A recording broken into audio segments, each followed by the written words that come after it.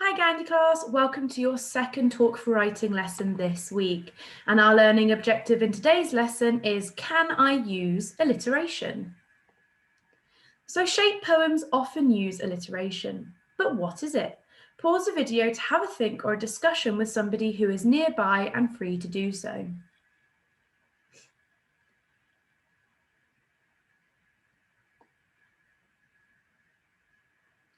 So alliteration is when words that are near each other start with the same letter. For example, silly sausages swim in lakes.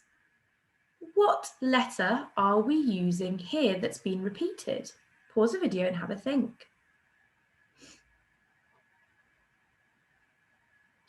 Well done if you said S. Silly sausages swim.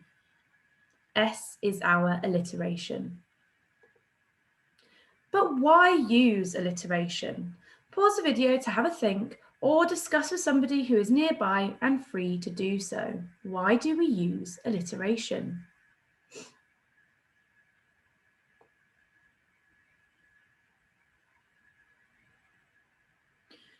Alliteration can make your words more engaging and entertaining.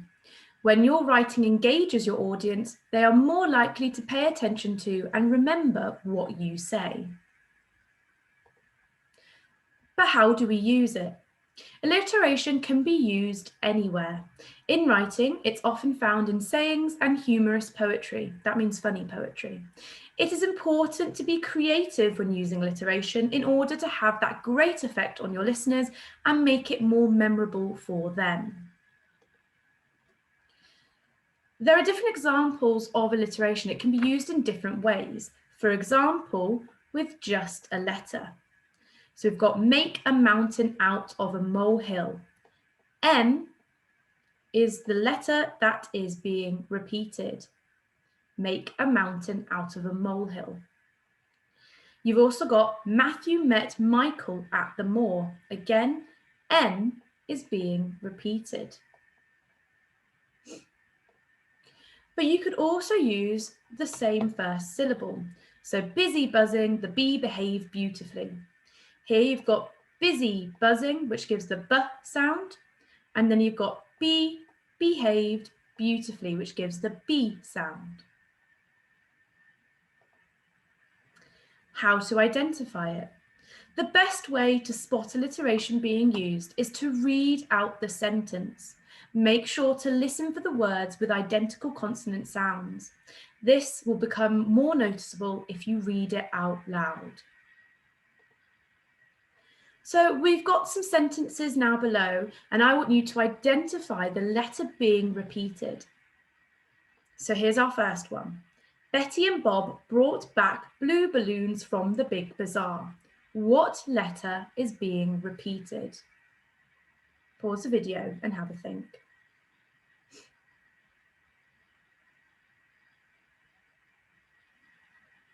Well done if you said the B.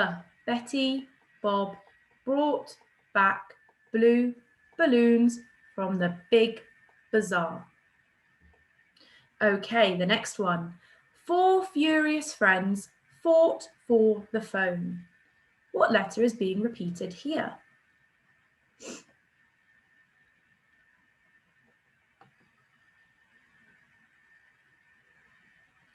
Well done if you said F. You got 4 furious friends fought for. Now the PH letters here in phone also make a F sound as well. So even though it doesn't start with an F, it still starts with the same sound. And the last one, Sam's shop stocks short spotted socks. What letter is being repeated here?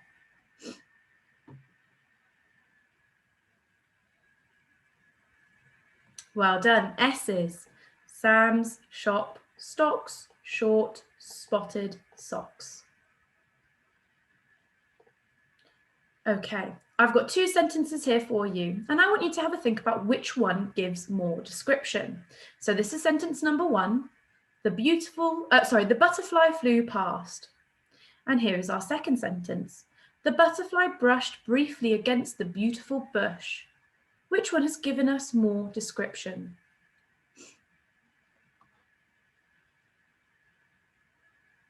Well done, the second one has, and it's used alliteration. Butterfly brushed briefly against the beautiful bush. It's used "b" as the alliteration here.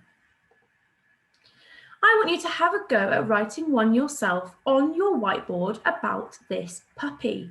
So make the alliterative letter P and pause the video to write a sentence about the puppy on your whiteboard.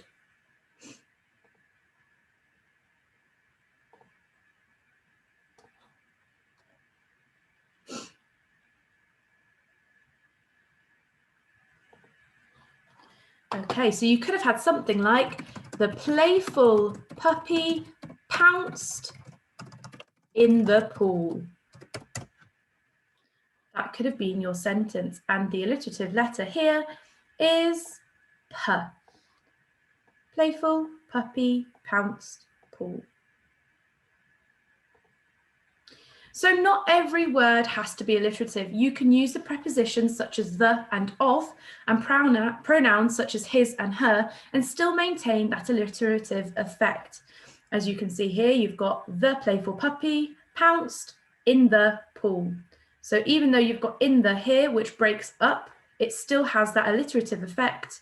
So it's fine to use words such as the, of, or his and her as well. Alliteration does not need to be an entire sentence. You could have a 2-word phrase and it would still be alliterative. And even some single words can be alliterative if they have multiple syllables which begin with the same consonant sound. Your task. I want you to create an example of alliteration for every letter of the alphabet, and you can make them as silly as you want, but they have to be alliterative, so have to have alliteration. For example, you've got angry alligators act like annoying aprons. Billy the bull barely bounced over the bar. Cuddling cats on a cold night comforts me. And then you've got something for D, and you've got to work through the alphabet until you get to Z, which we've got zealous zebras, zig-zag through Zimbabwe. Please make sure you upload your work to Tapestry Gandhi class, and I will see you next time. Bye.